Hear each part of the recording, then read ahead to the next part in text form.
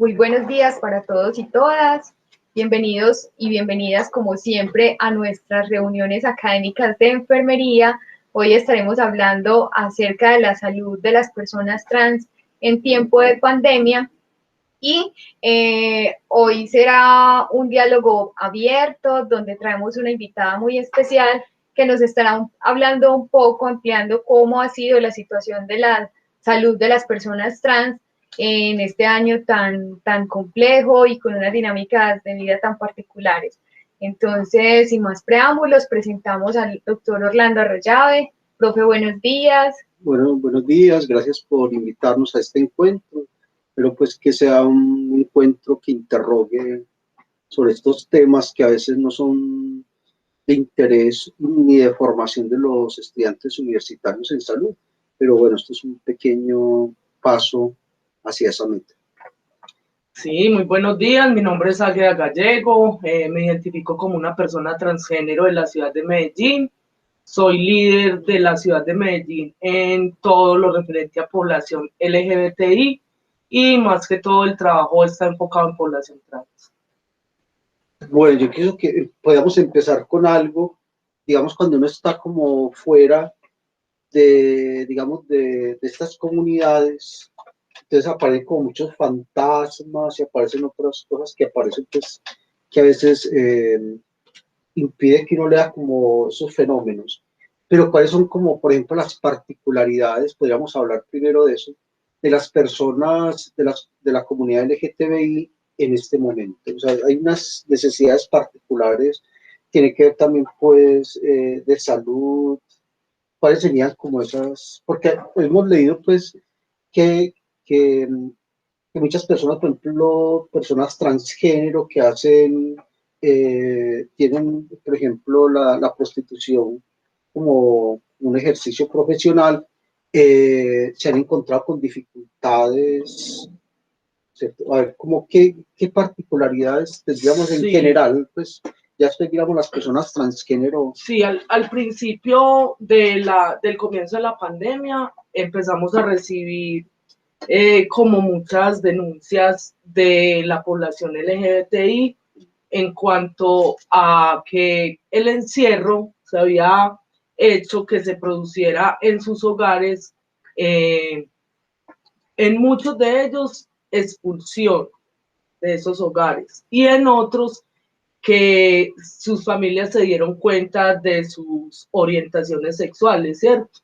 Entonces se agudizaron muchos problemas intrafamiliares con respecto a población LGBTI en sus hogares, porque la población LGBTI, más que todo, las personas están en la calle todo el tiempo, muy poco permanecen en sus hogares.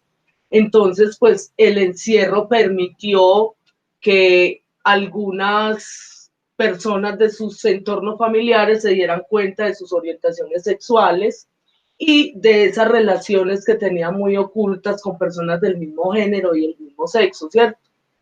Eso se agudizó mucho. En población transgénero tuvimos se disparó mucho las agresiones policiales, porque las personas transgénero son primero que todo personas que no tienen unos empleos dignos ni formales. La gran mayoría ejercen la prostitución, la peluquería o las barberías. Entonces, pues, todo por pandemia quedó parado, las peluquerías y las barberías cerradas, la prostitución no se podía ejercer y la gran mayoría de las personas transgénero viven en inquilinatos, viven en hoteles y salen a la calle a conseguir su diario, ¿cierto? Entonces su diario es conseguir 15.000 o 20.000 para pagar la pieza, el desayuno, el almuerzo y la comida en restaurantes. Muchas veces también los chicos y las chicas son consumidores de spa, entonces también de ahí, de ese trabajo de la prostitución, pues ellos y ellas sacan todos esos gastos que tienen que cubrir. No se dio pues en la pandemia, se agudizó mucho, no, no encontraban, pues no pudieron salir a la calle, no había clientes para atender si salían a trabajar o a buscar alimento, eran agredidas, eran encarceladas y vulneradas y vulnerados en todos sus derechos, tanto humanos como laborales. Y hay en este momento como un registro de la violencia, pues, numéricamente una estadística, o no hay como una cifra, porque a veces esas cifras se solapan porque es un fenómeno a veces oculto. Sí, Pero sí, no se llevan registros porque primero hay mucha dificultad ante los entes que se deben denunciar, ¿cierto? Por pandemia no se denunciaba pues porque todo estaba cerrado. Y si la atención es mala cuando vamos presencialmente, se pueden imaginar entonces cómo es una denuncia virtual, ¿cierto? No creo que hayan registros porque las personas no denuncian, porque cuando las personas transgénero van a denunciar son revictimizadas muchas veces por la misma persona que les va a tomar la denuncia, por la institución que les va a tomar la denuncia. No les da miedo porque a veces hay algunos que no han hecho el cambio de nombre ni de género o sexo en sus documentos de identidad, entonces no se denuncia, no creo que hayan registros, pero sí sabemos que hubieron muchas agresiones y que se agudizó mucho la violencia contra las personas de la población LGBTI. ¿Y cómo ha sido, digamos, allá el acceso a la salud, digamos, en esta situación? Porque comprendemos y hemos visto que es difícil, por ejemplo, acceder al tema de los medicamentos, de la hormonización, y que de por sí, pues ya había cierta tramitología que impedía que ese proceso fuera llevado con naturalidad. Durante esta situación de pandemia, digamos, cómo han vivido el acceso a la salud? Yo creo no, es con plena seguridad que lo digo, que se agudizó mucho la atención en salud en cuanto a población transgénero, ¿cierto? Como sabemos, la población transgénero es la más vulnerada en todos los aspectos, ¿cierto? Entonces, recibimos denuncias de personas, por ejemplo, transgénero, que tuvieron que parar sus procesos de tránsito porque la salud se concentró en COVID-19. Entonces no daban el medicamento ni para las mujeres, ni para los hombres, ni testosterona, ni hormonas. También nos enteramos que hubo mucha población que vive y convive con VIH, que tampoco estuvo recibiendo ese medicamento por 6 meses, 3 meses, aunque era una orden a nivel del gobierno de que esas medicinas se les llevaran a las casas y se les entregaran de forma, pues como a domicilio, pero eso no se hizo. Muchas personas tuvieron que instaurar derechos de petición, denuncias para poder lograr que fueran atendidos en cuanto a los medicamentos para personas que viven y conviven con VIH y también para que pudieran continuar con los procesos de tránsito, tanto hombres como mujeres. Además de eso, también pensando que desde el año pasado venimos en Medellín con una muy baja recursos en cuanto al tratamiento de testosterona en hombres trans, ¿cierto? Entonces muchos de los chicos han decidido no continuar con sus tránsitos como de una protesta política, ¿cierto? Porque como la salud se los da 1 mes y 3 no, entonces muchas veces ellos recaen como en unos episodios de ansiedad, de angustia, de depresión, que no les permiten continuar con el tránsito y más bien pues rehusan de nuevo al tratamiento y lo dejan muchas veces iniciado, no lo continúan y ya dejan como las cosas así. Y uno podría aquí en Medellín identificar zonas donde las personas transgénero tienen como más alto riesgo de violencia, de no acompañamiento institucional como a sus procesos de salud, o es algo generalizado en toda la ciudad, o en todo el área metropolitana, porque tú trabajas sobre todo es como en Medellín, ¿cierto? Sí, en Medellín. Yo pienso que es en toda el área metropolitana y sin temor a equivocarme, pienso que es en toda Colombia, ¿cierto? En Medellín no son muy fuertes los colectivos de personas transgénero y el que hay, que es la red trans, muchas veces no consigue tampoco cómo poder ayudar a sus propios compañeros y compañeras. La salud es mala en todos los aspectos y yo creo que en todo Colombia. La gran mayoría de los procesos que se llevan a cabo es porque se logran haciendo derechos de petición o tutelas. Porque si yo voy a ir y voy a iniciar con un tránsito, lo primero que tengo que hacer es pasar por el tratamiento psicológico, que no debería ser así, porque hace mucho rato ya salimos de la OMS, entonces pues ya se dieron cuenta que no es una enfermedad y que no hay que tratarla como algo psicológico, ¿cierto? Pero es lo primero que hay que hacer. Lo segundo es que cuando son menores de edad deben de tener la autorización de sus padres para poder comenzar con un tránsito, que me parece algo muy absurdo porque la mayoría de los padres nunca están de acuerdo con que un niño o una niña hagan su tránsito, y más tan jóvenes o tan niños, porque muchas veces piensa es que apenas se está descubriendo, se está conociendo, de pronto es que está confundido, confundida, pues dejémoslo y pues yo creería que no debería de ser así, pero son los protocolos que se deben seguir con respecto a la salud. Igual en las mujeres lesbianas también se agudiza mucho la salud, sobre todo las mujeres lesbianas masculinas, ¿cierto? Porque tenemos como otro contexto diferente. Por ejemplo, yo solo una vez me he realizado la citología, porque la primera vez y la última que fui fue algo traumatizante, entonces pues no volví.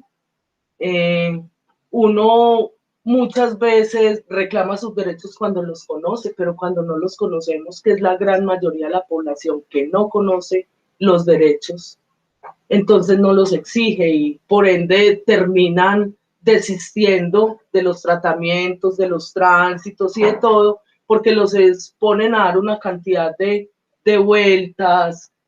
Muchas veces el médico o el psicólogo donde van no los toma en serio, sino que les dicen, no, pero venga, usted tiene que ser hombre o mujer, pero no puede ser transgénero, eso no está permitido, mire esto. O sea, es tratando como de guiar a la persona, pero no hacia lo que la persona está sintiendo, sino siempre desde esa heteronormatividad con la que nos educaron a todos.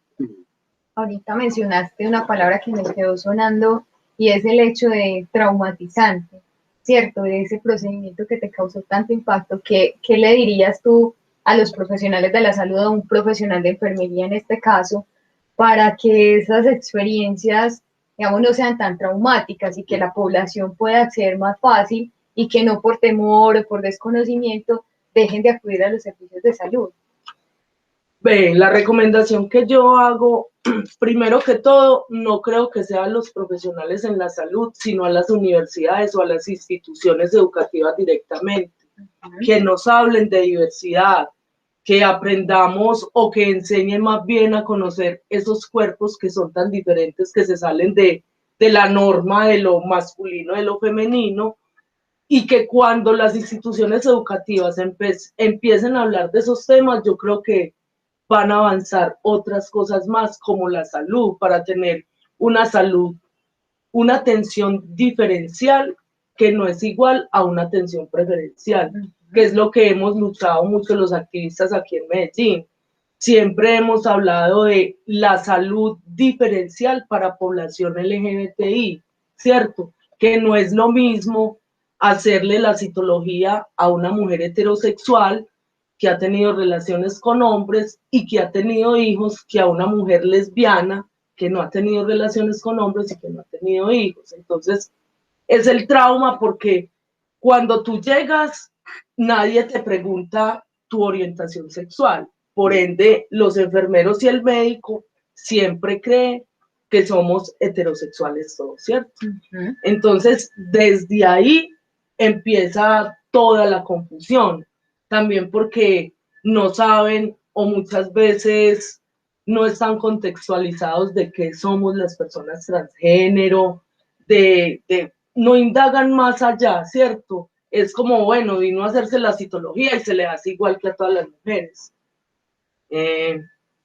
Es traumático y es decepcionante también porque muchas veces uno exige los derechos y no, es que yo se la tengo que hacer así, es que yo soy el que sé, es que yo soy el que estudié, es que aquí el médico soy yo, la enfermera soy yo, entonces, pues hay muchos encuentros y ya cuando, como decía ahorita, cuando uno conoce sus derechos, pues los exige y eso a los profesionales muchas veces no les gusta, uno entra chocando con los médicos o con las enfermeras por eso, por tanto el desconocimiento de ellos como también muchas veces desde el área de nosotros, ¿cierto? Porque nosotros tampoco estudiamos ni medicina ni enfermería, pero si nos conocemos nosotros mismos, nuestros cuerpos y nuestras necesidades, y lo que queremos es ir a que nos ayuden, no a que nos vulneren nuestros derechos.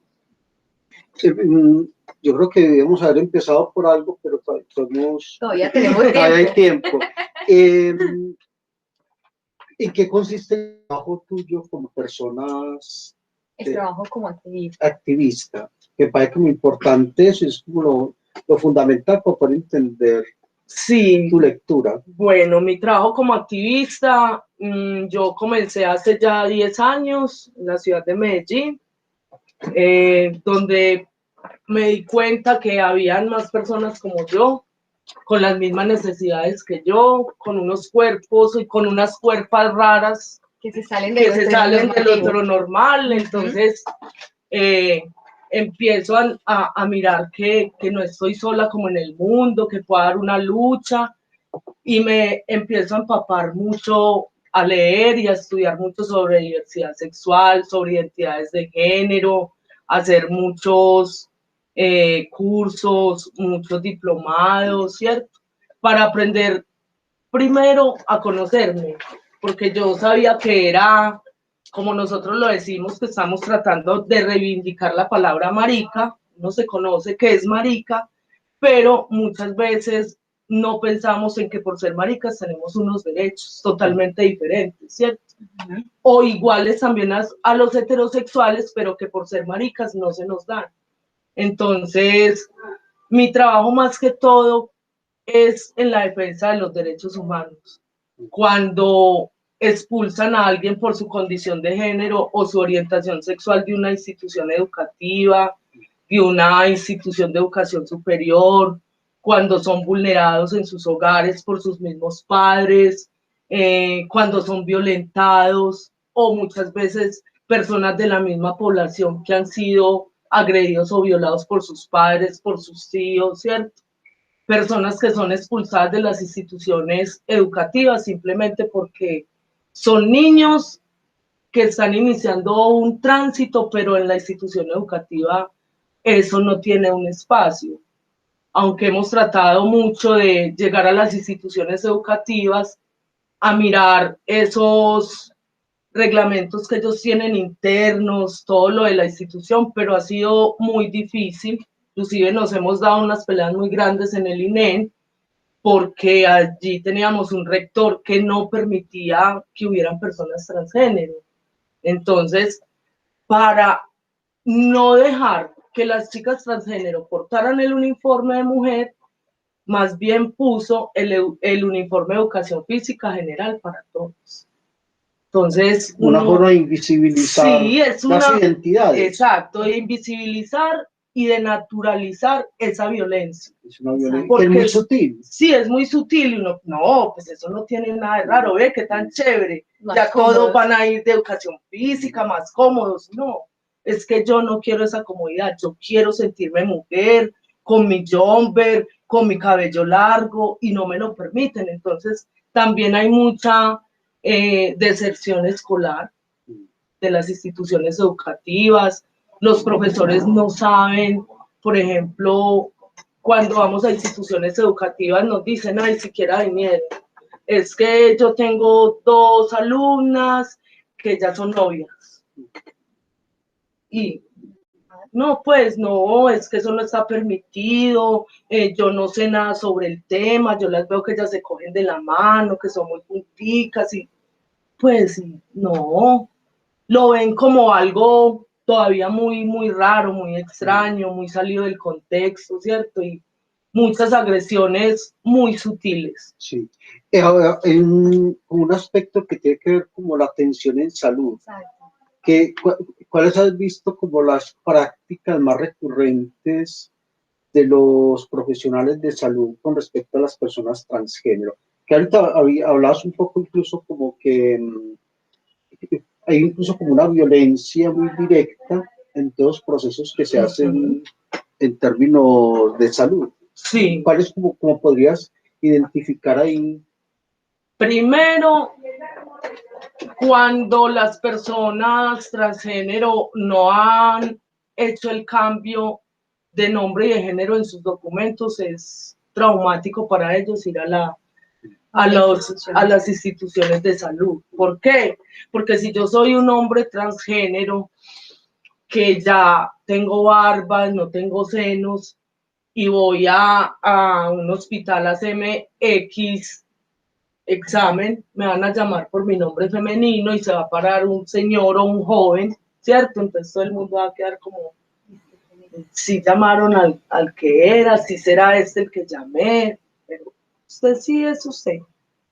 Es que aquí está con su nombre de Pepita Pérez, pero usted tiene barba, como Pues, aspecto no exacto, coincide sí, con su documento de identidad. Entonces esa es una de las falencias más grandes que tenemos. También nunca nos preguntan cómo quieren que los tratemos. Hay algunas personas que ya sí están preguntando cómo te gusta que te nombren en masculino, en femenino. Hay otros que simplemente solo piensan que somos heteronormados y ya, y ahí no pasa. Por ejemplo, yo soy una persona que cuando voy donde el médico exijo que en mi historia clínica pongan mi orientación sexual. Yo les digo, lo que pasa es que si usted no la pone, entonces todos los médicos van a pensar que yo soy heterosexual y me van a intervenir como una persona heterosexual, y yo no soy heterosexual.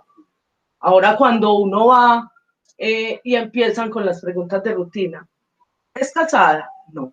¿Planifica? No. ¿Y por qué no? Hijos. ¿Por qué no? ¿Tiene hijos? No. ¿Y por qué no? Pues es siempre enfrascados en lo mismo y hacen las mismas preguntas de hace muchos años, que los hombres se tienen que casar con mujeres, que las mujeres deben de tener hijos para poder ser mujeres, ¿cierto? Y ya ese contexto yo creo que hace mucho tiempo pues salió y no es necesario preguntar tanto como la intimidad. Muchas veces preguntan unas cosas muy sutiles, pero lo realmente importante lo están dejando a un lado. ¿Y cuáles son como problemas de salud concreto de las personas transgénero que no son como atendidos correctamente? Porque aquí se piensa lo del nombre, de la orientación, pero ya como problemas concretos. Porque a veces no se entiende, por ejemplo, las dinámicas corporales de las personas cuando hacen el tránsito de género. Entonces, cuando se encuentran con un médico o con un enfermero y se encuentran como con dificultades de hacer como intervenciones de acuerdo a esas necesidades, con ese cuerpo con el que se enfrentan. ¿Qué has visto ahí? Como que te cuenten o que has vivido. No, profe, pues es que las personas transgénero son muy pocas las que utilizan el sistema de salud. Sí. Más bien para hacerse este tipo de cirugías, de pronto cuando se van a quitar o a poner senos, lo hacen. Pero lo que predomina es como la automedicación, sí, en ese tránsito que he visto que hay como una especie de industria de mercado negro por internet, donde se aconseja para acceder a los polímeros, a las prótesis. Sí. O muchas veces con mis mismos amigos, veo, ¿qué estás tomando? Yo me estoy tomando esta pastilla y me ha ido lo más de bien, mira cómo me tiene la voz de gruesa, mira que ya me salieron vellitos acá. Entonces yo voy y hago lo mismo y resulta que en mí No tiene funciona. otra reacción en mi cuerpo, ¿cierto? Entonces la automedicación, que no vayan donde el médico precisamente porque les vulneran todos sus derechos, porque primero me tiene que examinar un psicólogo y pasar por una clase de asesorías con un psicólogo para comenzar con un tránsito. Luego de ahí, si soy menor de edad, pues lo primero que hacen es que debo tener la autorización de mis padres. Si no la tengo, entonces no me pueden ayudar a hacer ese tránsito legalmente desde la salud, ¿cierto? Exacto. Entonces, ¿yo qué hago? Recurro a mis amigos y recurro a mis amigas, vos que estás tomando, vos que te inyectaste, vos que te aplicaste, ay no, fulano me dijo que esta pastilla servía, pero no me dijo que si uno se faja, da resultado. En estos días tuve un caso de un niño transgénero de 14 años con tendencias de suicidio, precisamente por eso. No sabe la mamá entenderlo. Entonces, se ha cambiado los nombres varias veces. Primero se llamaba Carolina y ya se llama Nicolás. Entonces, la mamá también está, porque yo les digo, es que no es solamente la persona transgénero quien está en ese tránsito. Todo su entorno. Es todo su entorno, el familiar, el laboral, el de la institución educativa, ¿cierto? El mismo sistema de salud. El mismo sistema de salud, para todos es muy diferente, porque si muchas veces es difícil para uno enfrentarlo, los otros que pueden pensar, ¿cierto? Entonces, esos tránsitos son con muchas dificultades y también las personas se aburren, no quieren y piensan que la única forma de poder estar tranquilos es suicidándose. El niño se quería suicidar porque la mamá no lo entendía, además porque cambió de la institución educativa y llegó al INEM, donde hay un entorno muy diferente, donde va a encontrar personas transgénero, ¿cierto? Y como la mamá no lo entendía, pues tuvo 2 intentos de suicidio.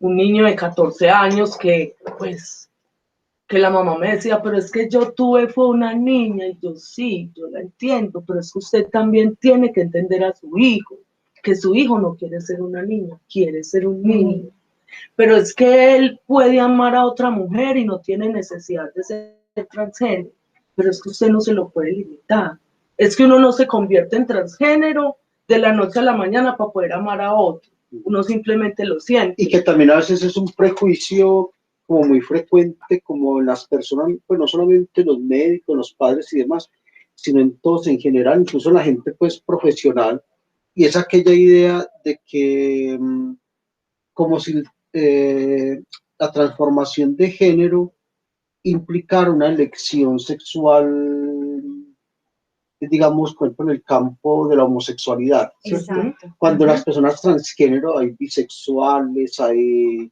personas, podría llamar heterosexuales, transgéneros, o sea, hay toda la gama que uno... Exacto, que es muy amplio. Por ejemplo, yo conozco una compañera que es transgénero y es lesbiana. Es una mujer transgénero y es una mujer lesbiana. Sí.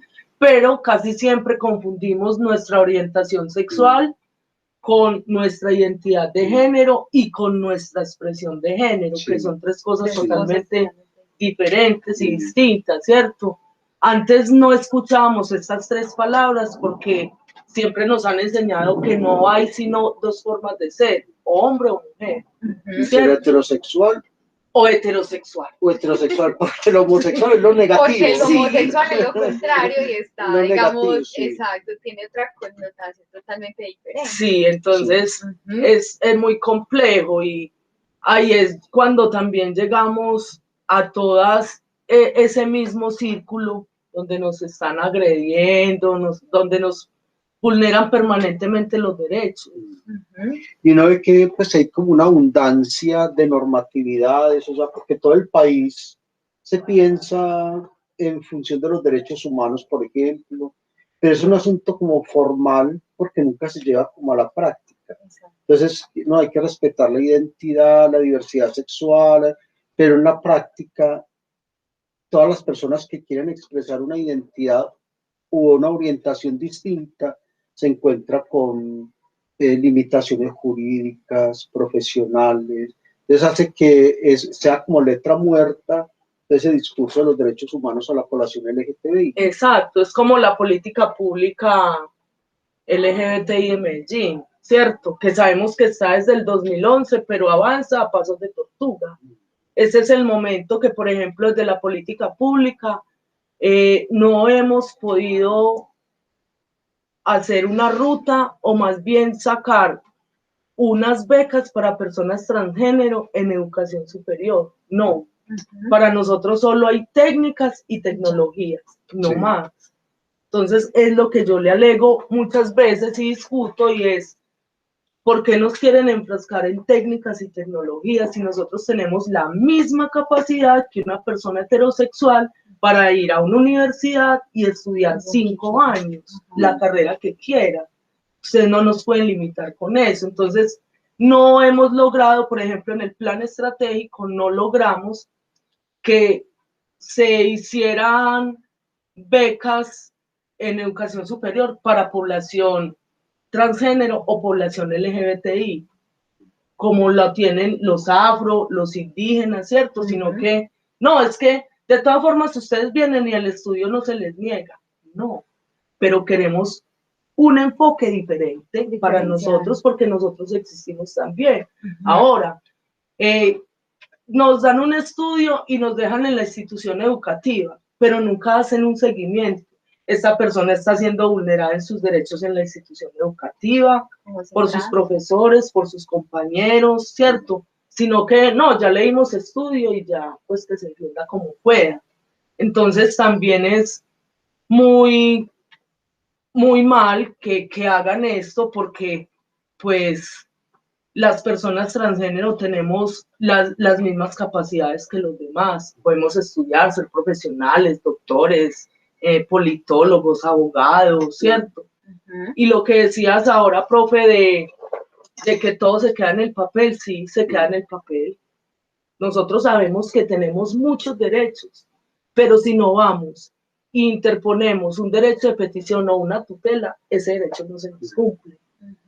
Y como lo que estamos viendo, pues, es como lo central de este encuentro, y es que todos estos problemas para estas comunidades se agravaron con la pandemia. Uno ve que, pues, como que, o no sé si se visibilizó, o no sé, pero uno ve que hay tantas realidades. Sí, como que ha aflorado, se ha visto mucho más, pues, todos los problemas económicos, mentales, o sea, todo lo que está allí como presente, que siempre ha estado allí, pero no tan visible. Pero tan visible. Pero uno podría pensar eso, que se agravó o eso siempre ha estado así.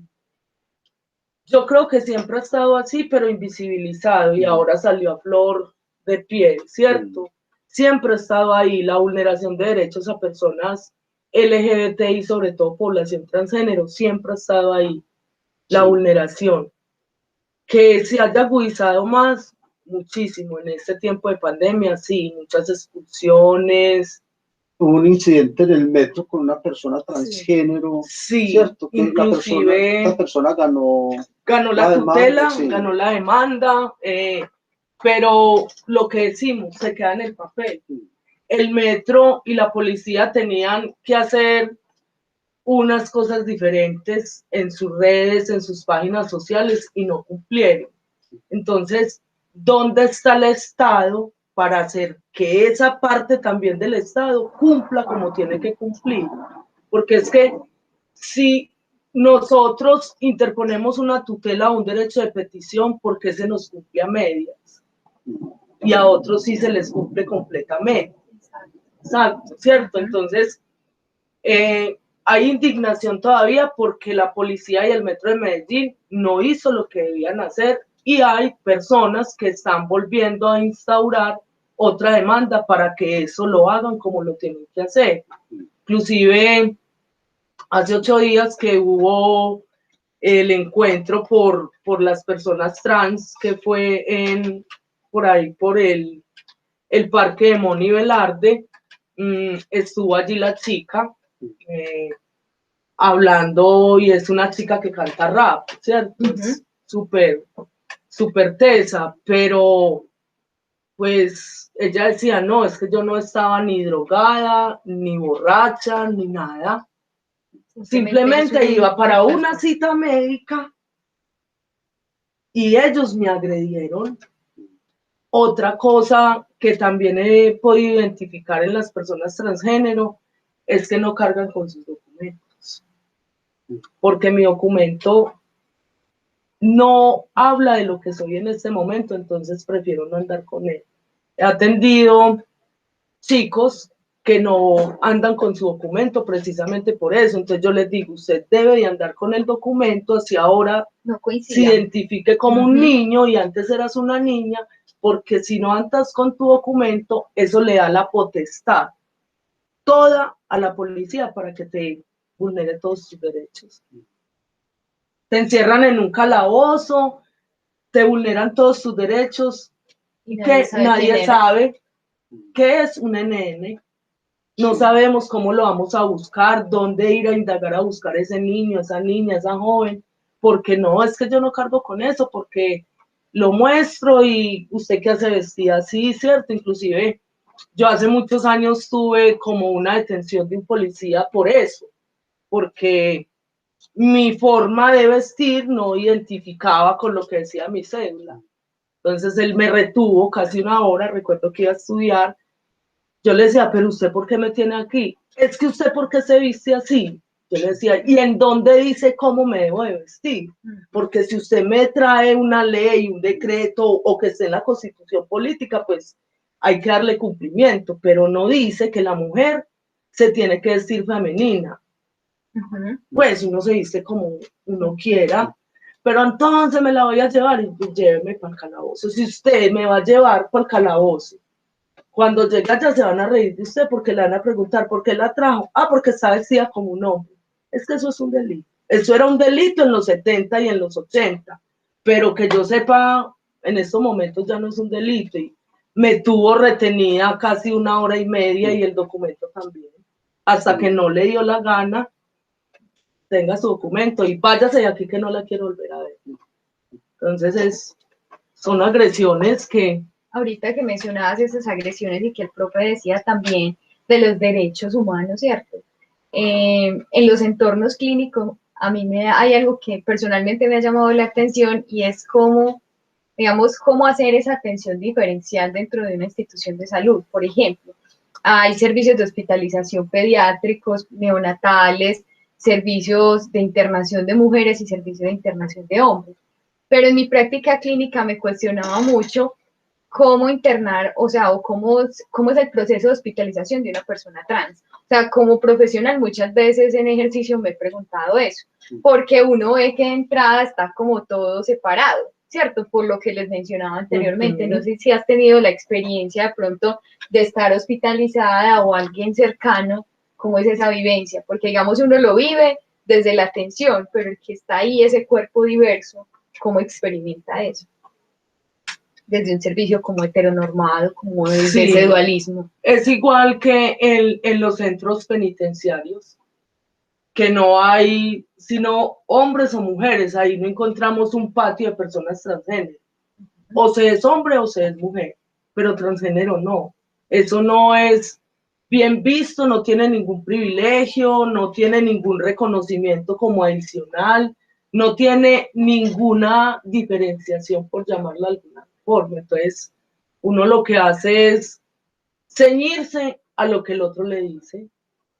A lo que hay. Sí, a lo que hay, pues es incómodo, porque me imagino que para un hombre o una mujer transgénero que ya ha hecho su tránsito, ¿cierto? Sin hacer el cambio biológico de sexo, sino que ha hecho más bien ese tránsito corporal, es muy difícil y debe ser muy difícil que yo, que me considero un hombre transgénero, me lleven a la sección de hombres para ser hospitalizado porque soy un hombre transgénero, ¿cierto? Pues yo me sentiría muy mal porque no es mi enfoque, pero entonces también si me llevan para el lado de las mujeres, ¿qué hago?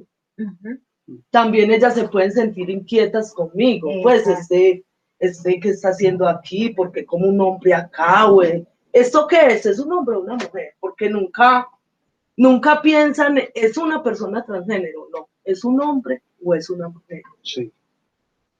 Bueno, yo creo que para ir cerrando, ya sería como los 40 minutos, ¿qué podrías decirle a estas personas que se están formando en salud y que se encuentran con este tipo de diversidades corporales e identitarias? ¿Vos qué le dirías? Como una recomendación. Como una recomendación. La recomendación que estudien sí. Este tema, que este tema es de estudiar, que también es como la medicina, como el derecho, como la enfermería, como la arquitectura.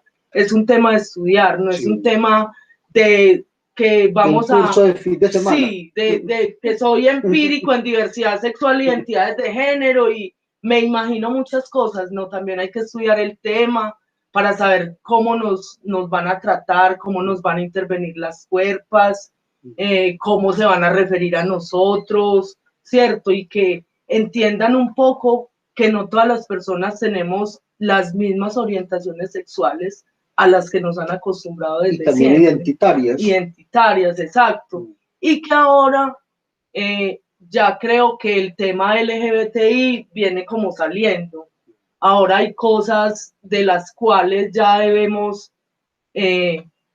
enfocarnos. Por ejemplo, lo queer que estamos viendo que está en un apogeo y que ya no sabemos quién es quién, cuál es cuál, pues todo el mundo, si se confunden con nosotros las personas transgénero, con las personas queer, imagínense qué puede pasar, pero no, yo creo que es estudiar mucho el tema, orientarse mucho, si tenemos amigos y amigas de la población o amigos y amigas transgénero, preguntarle, venir, cuando vas a una institución de salud, cómo te atienden, cómo te gustaría ser atendido o atendida, pues y también que se piensen en los formatos que se llenan desde las instituciones de salud, porque son las mismas preguntas para todos.